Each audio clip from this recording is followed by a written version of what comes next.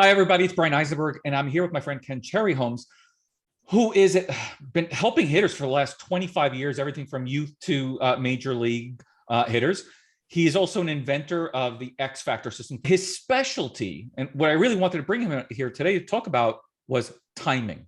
We're in the early season for high school and college baseball and even youth baseball across the country.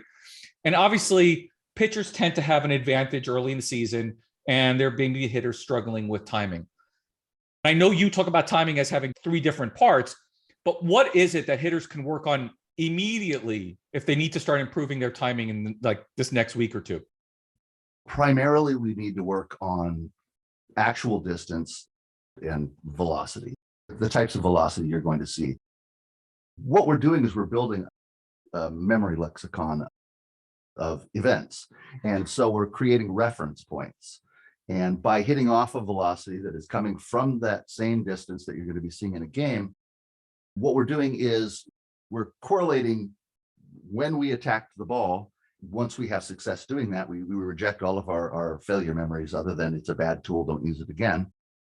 We then encode a memory of that success, and then we resource that. And so when we see a like event, being that I hit 92 miles an hour in the batting cage today from 55 feet, and the pitcher I'm facing is throwing in that range, my brain will resource a memory of an event that appears to be that same event. And so I see the pitch come out, and my brain says, we've seen this before, we've created a solution to that problem before, and we apply that memory along with the real-time information that we're collecting, the prediction that our brain makes of what the ball's doing and where it's going to arrive and when it's going to arrive and things like that. It's usually why it takes a few weeks. You start seeing hitters start getting their time because they're finally seeing enough live at bats at similar velocities from similar distances. Again, when we're talking about our brain, talking about memory, the other thing is that we're picking up the ball when we're in the batting cage, but what happens is when we get into space, we're in a field, so things start to look very different. And so I have all this depth that I used to have a wall sitting back there. And so a few things start to have to be rearranged as well, which is why I'm from California, but I lived and worked in Washington for 20 years training hitters, and it rains 8 months of the year. We would go to these late winter, early spring tournaments in Arizona, and the kids would go there, and we notoriously, the Washingtonians, they would notoriously be horrible in the outfield because they suddenly were looking at all this space that they weren't used to seeing. And so it took, not only was their timing, but actually just their visual perspective changed because they were in this boxed enclosure for several months, and then suddenly you throw them out into the wind. And the California teams and the Arizona teams, the Florida teams tend to excel early in the year. All that training that the Washington kids do, whereas there's a lot to be learned when you're playing a game. And so Californians have that advantage of the experience of being out on the field all year, yeah. But the fact that these guys focus from pretty much, they have an internal clock that says, come late September, early October, that's it. I'm in for the next 4 months training hard on my mechanics, on my swing, on my pitching, and all those things. And so they tend to be a bit more polished than the guys that are just out in the field beating away at it. So there is that advantage, but definitely there's an assimilation when they get out on the field. They go, wow.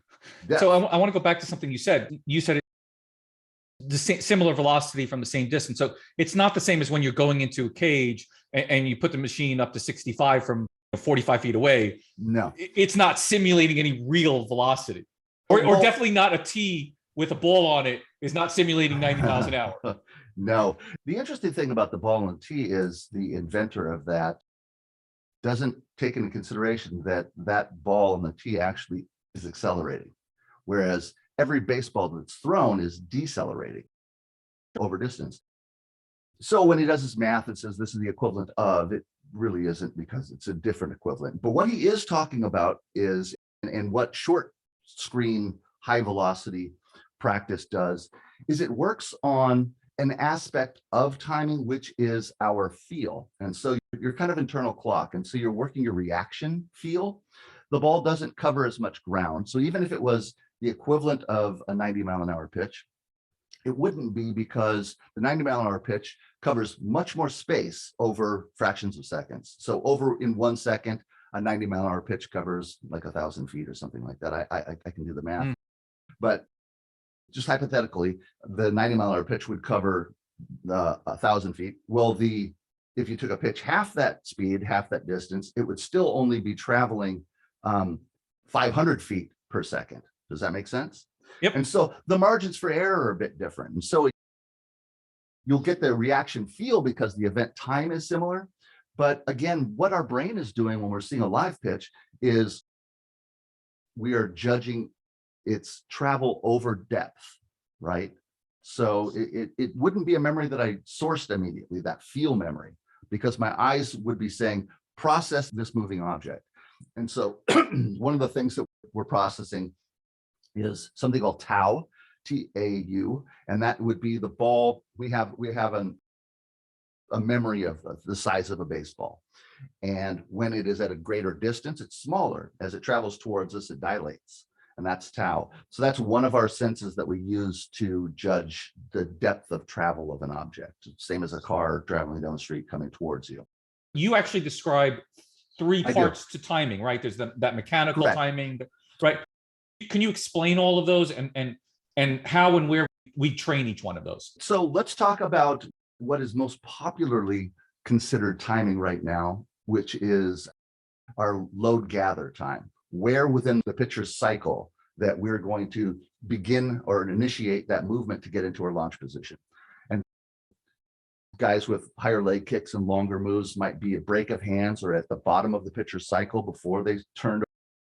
Guys with shorter movements might be at the top point before the shoulder turns over and he starts coming forward. Guys with really short moves might be right at release point. Pretty much nothing after, unless you're like 9 years old and the ball's not going very fast. Right. After the ball's released just isn't going to work anymore. And that becomes a trouble issue. So that's the first aspect of timing, is when do we get into our launch position? The next aspect of that is important in coordinating with that ball is our mechanical time. How long does it take to get into that gather position so that it puts us in a position to be able to read the pitch and then attack it? Another is how long it takes for me to get my bat from point A to point B. This is an intuitive sense. So my brain just, I don't know, I'm fascinated by the way our brains work, but we actually memorize how long it takes to get from here to here so that we can coordinate with another object. And so this is a very fascinating aspect of what we do. The other very fascinating thing is that we actually slow down our swings subconsciously to coordinate, right? Remember, this is the incredible thing when we get to the last aspect of timing, which is judging when I have to swing when the ball is in space based on its speed and my speed to a pre-selected contact point. I see that this is going over the middle of the plate. I make contact with that pitch over the middle of the plate at my front foot. Therefore, I have to swing when the ball is X feet away, which is why my company is called X Factor, or partly. So remember, the ball's slowing down. This is the incredible thing. It's losing about a mile per hour of velocity every 7 feet. And so not only is my brain making a prediction of how fast the ball is moving, it's also making a prediction of how quickly it's decaying.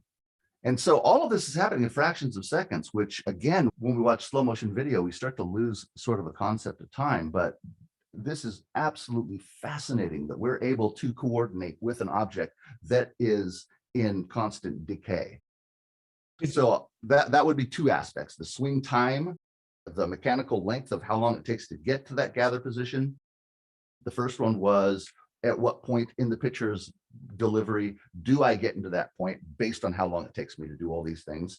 And then lastly is the decision to swing at the pitch based on its velocity, its vector, its arrival position in the strike zone. We've talked about beforehand is measuring this timing and measuring the concept of the swing decision. And if you're late to pitches, where do you make that up? Like how do you find the improvement? Because if your swing is slow, that's one aspect. If your swing decision is slow, that's another aspect. And when you initiate that swing in the time distance is another aspect. Well, that's an excellent question. That is I don't know if you saw my preamble that I put up for my timing discussion that I'm doing tonight. That's what led to all this. Was in order for me to make an adjustment, I have to have a reference point as to when it was I swung to begin with. So the common cue forever has been swing sooner or swing later. And I would sit there and say, the hitter doesn't know when they swung to start with. So how's that going to help? That would be the equivalent of you telling me to be on time to work and not tell me what time work started. Then when I showed up, you said, you got to get here earlier. And I go, earlier than what? You'd never have an idea of that. So what we need to do in order to make adjustments is to create reference points, at least have a memory of when it was that I swung. And this is where it gets difficult. So the pitcher threw me a pitch, and I see this commonly when people send me videos to observe their kids or some of my professional or college players. Just recently, I had a guy send me a video, and his son swung, just sold out on it. It was a fastball, swung and missed. So he sped up his swing on the next pitch, but the next pitch was a curveball. So now he's way out in front of it. And because we may be creating this reference point to start with, we still have to observe the information that is now coming at us, because we can't now swing at the last pitch we saw, because the last pitch we saw probably isn't going to be the next pitch I see. So that's interesting. And that's really hard. And that's something that I work very hard on, getting hitters to have a feel, not only a visual feel, a physical feel, what we call universal gravitation. I have a relationship with all objects. When you're standing on the mound, I'll feel you there and have a sense of distance. And that's something that a lot of people don't really understand or think about. It's like walking backwards into a wall. You're not seeing the wall, but you feel the energy of the wall in yourself and starting to. And so you can use that sense of, I felt that the ball was a certain distance, and now I have to make an adjustment because I was late. And so I swung when the ball was too close to me. One of the problems with watching video is, and this is happening at every level, and this is what I would work with my big league hitters with in the video room, was watching video. Where your swing actually starts is roughly 200 milliseconds after you thought you started it. Because the ball's moving so fast over such a short window of time, we don't really realize that. We think we're swinging at the ball when it's 15 feet away, but you actually sent a message when the ball's 40 feet away. And it's really hard to articulate. So I can give you an example. Here's my coffee cup. And when I say, go get my coffee cup, I go to reach for it. I didn't feel the delay, and yet there was a delay. I had no concept of the fact that there was a 200 millisecond delay in my body responding to that. That's the neurologic system, and it's just the time it takes to do all. That's why Sammy is lucky as a pitcher, because all his stuff has very late break. So it all looks like it's going to be in one place, and the next thing you know, it's gone in any different direction. You just never know. Some of the interesting things that I plan on doing with some testing later this summer is I'm going to determine just exactly, or pretty close to exactly, when it is we actually see that break and when we make that final decision on that. Because again, we're making this decision when the ball is in the first third of 3/3 of ball travel. That would be within the first, say, 30, 35, or 40 feet of travel. And then we go into the second stage where we've already at 40 feet made our decision to swing. But in the second stage, we refine that decision. This is why we have a visiomotor delay, or what's called reaction time commonly. While we want to be able to move spontaneously, instantly, our brain says, but we really need more information than moving instantly. So we're going to provide you with this delay so that we can continue to make a decision for you, a subconscious decision based on more gathered information. Otherwise, we'd be falling off of cliffs maybe without making the right, oh, wait a minute, that's a bad idea. Don't go hard left. So I'm going to do some testing with occlusion goggles that's going to determine exactly how deep that ball is on breaking pitches.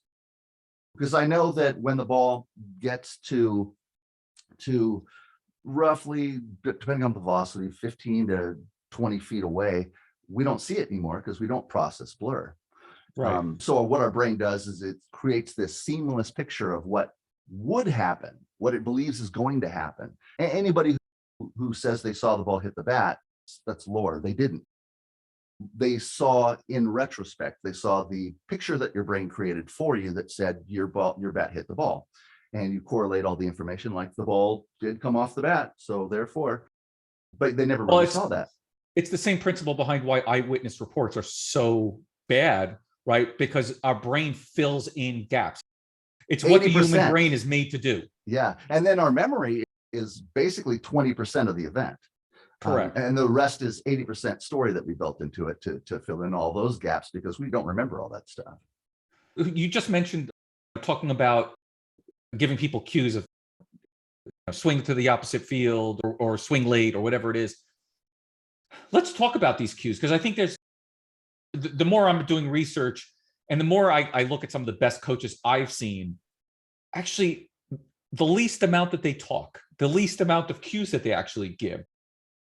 Why is it that so many of these cues are actually really bad for hitters? We don't necessarily know how they're going to receive that, first of all, because there's all kinds of different learners. And so they might be a tactile learner, they might be a visual learner, they might be an audio learner. So we don't really know. Then we don't know how they process analogies, because cues are generally analogies. So we don't know how they process that or relate to that. Some people are very grounded and take things extremely literally, and others are a bit more ethereal and they'll pick up things and see between the lines. You really have to get a feel for your cues. But one of the things when you talk about being a bit less cue based, the good coaches that you see, I go back to that. I put up a video of a 2-year-old all the time. And the 2-year-old is hitting the ball beautifully. Nobody taught that 2-year-old how to swing. Nobody taught that 2-year-old how to walk. It was a process of his brain coordinating all kinds of muscles, firing them on and off in order to stabilize and create balance. We go from that toddler stage where we're the base learner, and we move on to being a more expert learner or an expert mover by the process of practice and trial. And mirroring, right? Because he's also seeing what others are doing. Exactly, yes. Back to that 2-year-old is I put up a question. He's beautiful swing hitting the ball. And I said, what would be different if the ball was 95 miles an hour? And the difference would be he'd have to swing sooner. Nothing about the swing itself would change. And one of the things that I really try to emphasize, there are nuancing, they're polishing of swings, they're shortening of moves, things like that.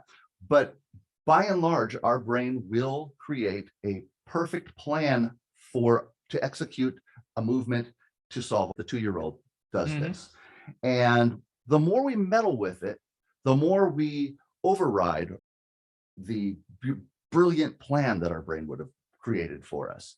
I try to get hitters back to as natural as possible and create as few cues as possible. And primarily, what I discuss with my hitters is their decisions. Why did you swing at that pitch? And I want to get back to what we were talking about earlier when we were talking about asking good questions and being good at asking good questions. The funny thing is that in order to teach somebody how to ask good questions, you have to teach them when to ask questions, because, and that comes from confidence. I will say, why did you swing at that pitch? And they'll say, because it was a strike. And I said, you formed your answer in the form of a question. And what you need to do is be confident. Don't be afraid to give me the wrong answer, because I'm not going to beat you. Nothing bad is going to happen. And so I really condition my guys to be able to ask questions correctly or answer questions correctly with definitive answers that they're confident in, and it's okay to be. I went off on a bit of a stray because I really wanted to tell you that when you mentioned it earlier. It's interesting because I know I've seen a number of baseball players tested for whether they're visual or kinesthetic or auditory learners. And out of all the research I've seen, I know I've spoken about this with Lance Wheeler as well, like in all his camps and stuff like that. It's something like less than 6% of kids are auditory learners. Although it's a very powerful sense of ours. Totally. But in terms of the baseball players, it seems to be a lot less common. Sammy was he was the only one in his camp when he went there, was the only auditory learner. But yet coaches insist on all these auditory cues when it's not necessarily how we're going to feel it. And you mentioned it, right? Hitting and timing is getting reference points. It's visual by its very nature. Mhm. So what are some of the kind of reference points that hitters could use to help themselves figure out timing? I know I've used look for when the pitcher hand breaks to figure out to start figuring Right. out when your timing is. That's the first aspect of timing. Now, if you were to get into a launch position perfectly in sync with the pitcher, which what we call timing the pitcher as opposed to timing the pitch, if I were to get in sync perfectly with the pitcher and get down and plenty of time to see the ball, if my decision timing is bad, doesn't matter. I'll swing and miss anyway, either early or late, and just, okay, I'll be in a great position to do that. So that's just a single aspect. They're all so interconnected that one doesn't exist without the other, really. What does exist is you could have a poor mechanical swing, but as long as you created the time to hit the ball, then you can hit. Now, the result won't be so optimal, but you can hit. Whereas you can have a perfect swing, and if any one of those three aspects were off of timing, then you would just look good swinging and missing. I shared this example, and I'm going to get on a touchy subject here because it's social media and hitting videos. But I remember a game Sammy was playing in, and he came into pinch hit. Team is down by a ton of runs, but there are two runners on. If they don't score, they're basically going to get run ruled. He comes in, it's a 3-2 count, 2 outs, and obviously it's not the most beautiful swing, but he barreled that ball, ground ball to the pitcher coming off the field, said, "You almost killed me," and 2 runs scored. But of course, it's not an optimal looking video. So many hitting instructors out there are so concerned about that appearance of the swing, then did I barrel the ball? I don't care if you swing up, you swing down, if you swing on your nose. If you get the barrel to the ball and you have a quality ball in play, that's going to play. The other thing they're really concerned with is the outcome, right? And they're saying the ball has to have a specific launch angle so that it can have maximum flight travel and things like that. And we get common hitting instruction gets very obsessed over the control of the ball. This is what happened a while back when hitters were told to swing level, and you had hitters, your young guys would drop their hands and drive straight at the ball. So you have this time-consuming move that has nothing to do with what my brain would have told you to do, because my brain, to reach a glass of water, doesn't ever say drop down, go forward. It just is illogical. That's robotic. Exactly. And so we get very obsessed over trying to create outcomes through particular attack angles that we think we can control, vertical bat angles that we think we can control, that we discount so many things that are happening, such as I can time everything perfectly, but if my collision is obtuse, which it will be, if it's down here, it's a pop-up. It's a perfect swing. You had the perfect attack angle, you had perfect timing, and you still pop the ball up, because this angle right here is so unforgiving. And that's what they don't understand. And so less in trying to control outcomes, which we don't have much control over, but we think because we can analyze these things and measure them, we do. But the fact is that the result is a byproduct. It's a symptom of, and what our actual objective is to execute our plan. And that's what we really don't pay attention to. The little 2-year-old says, execute plan. Oh, wow, I hit ball. Execute plan. He wasn't thinking about where the ball was going to go and what it's going to do. And yet, because he was working from a more logical attack angle, which would be more like this, which arcs, by the way, we don't swing down and hit down if we were late. That logical doesn't even have to be taught. Swing to the ball will produce the outcomes that are desirable, and with a more, I can still hit a double, I can still hit a triple, I can still hit a single, or I can hit a ground ball up the middle towards the pitcher that almost kills the pitcher and score 2 runs. All of these things can occur. Whereas if I'm swinging up, there are 2 possible outcomes. Those outcomes are ground ball and fly ball. And somewhere in that fly ball range is going to be your home run. Barry Bonds called, his home runs accidents, or Ken Griffey, like one of them called it like, Albert Pujols, who was to me probably the greatest hitter I'm going to see in my lifetime, spent 10 years with an average of 330 and 40 home runs. It's unbelievable. And this is a guy who called himself a line drive hitter. So you talk about the timing can be measured.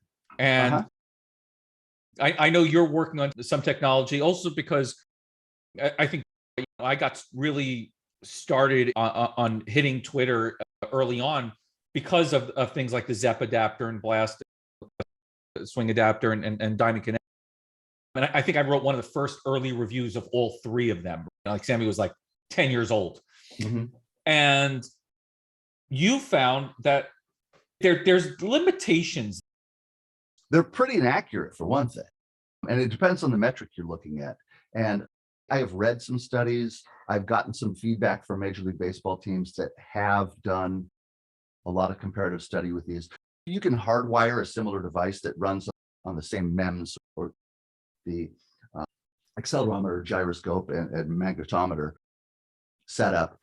And you can capture those metrics with a hardwired device, which is going to be very accurate, and compare the numbers that you're getting from, say, a wireless device. And most of the orientation metrics are going to be way off. They're not going to be accurate. And that's what we're living on, is creating this, again, this narrative of, if I know what the vertical bat angle is for a pitch on the outside, then I can create home runs that way. And which I'm going to naturally adjust to get to things anyway. So I really don't need to measure them, and I don't need to correlate that with a number. And then I'm correlating with a number and it that's could be inaccurate. impacted. The engineer that I'm working with, and I do not collect orientation metrics because I think they're fairly useless. But the engineer I'm working with for time capture on my devices, he had originally worked on some drones, and he's using the same MEMS systems that we're using, but in order to keep the orientation of the drone, they had to use three. That one was so inaccurate, and so I knew that going in. The other is that all the companies, there's been independent studies, and Blast actually posts about this on their site, and I'm going to be honest about something, and then therefore you'll trust me with everything else. And that was that they had a 3 mile an hour plus minus on their velocity capture your swing. So your bat speed would say 77, but it could actually be anywhere within a 6 mile an hour swing.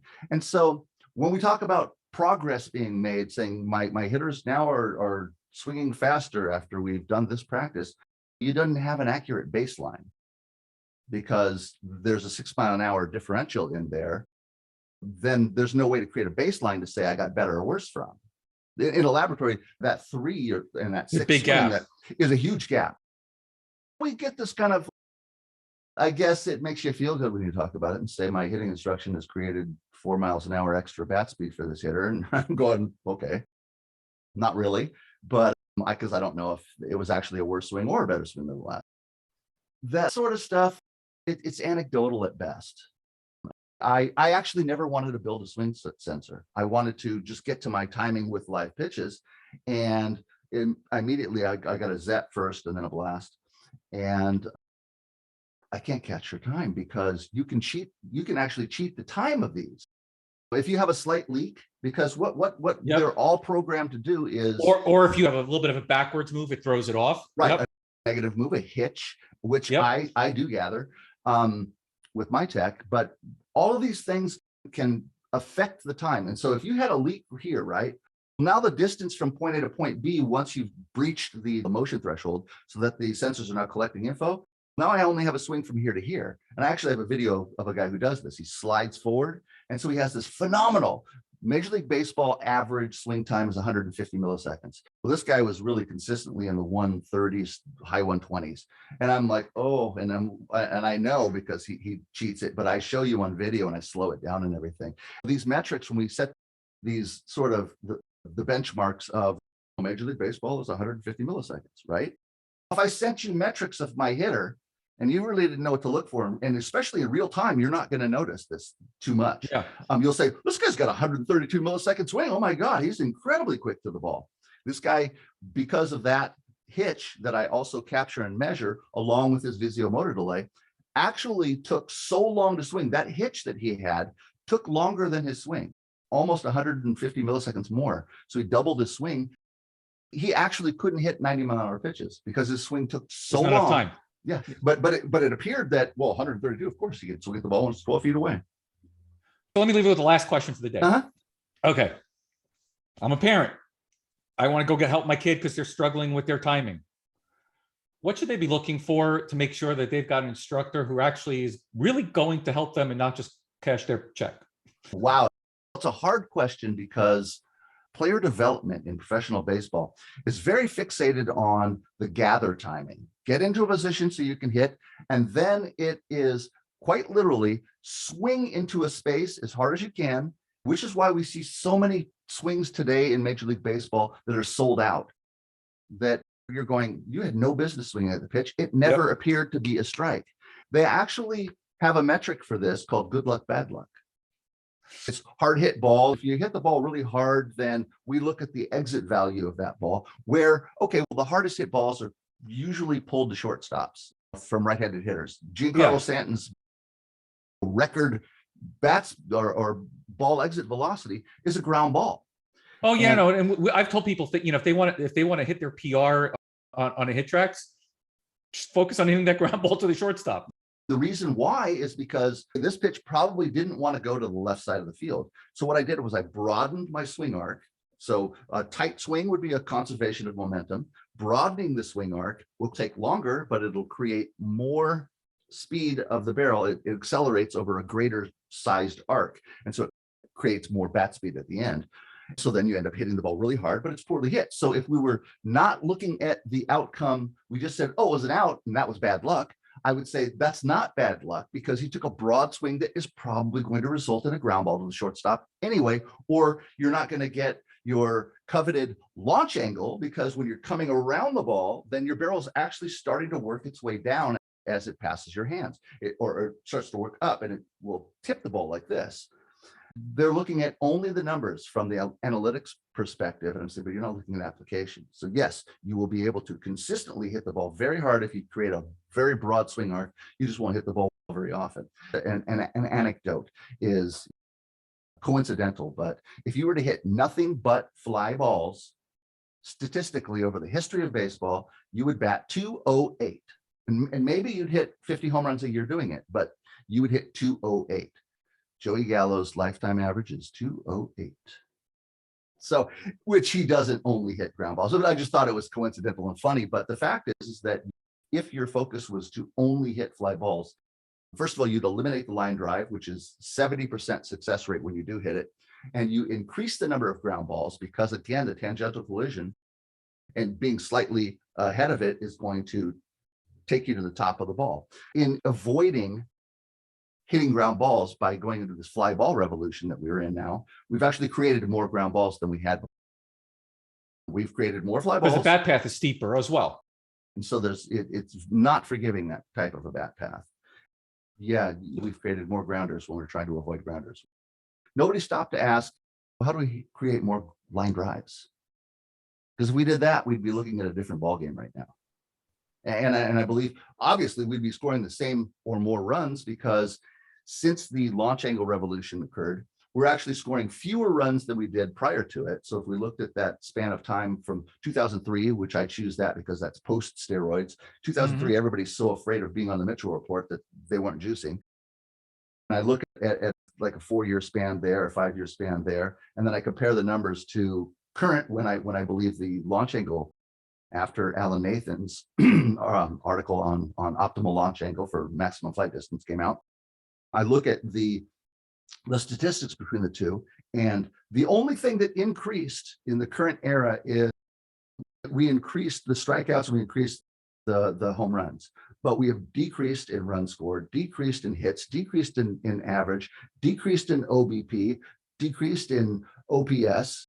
We get into these granular analytics because remember, the guy who is doing the math, he's the smartest guy in the room. And so nobody's checking his math. And so as soon as you say, hey, wait a minute, we were supposed to be scoring more runs, you said, oh yeah, but we're actually creating more hard hit ground balls or more hard hit balls. Look at these numbers here. And so they just create a new metric. And this is the kind of thing you do in a boiler room when you're trying to sell bad stock, is there are ways for me to convince you that this stock is going to make you wealthy when in fact, it's just me playing with numbers. They're real numbers, but I've eliminated so many variables.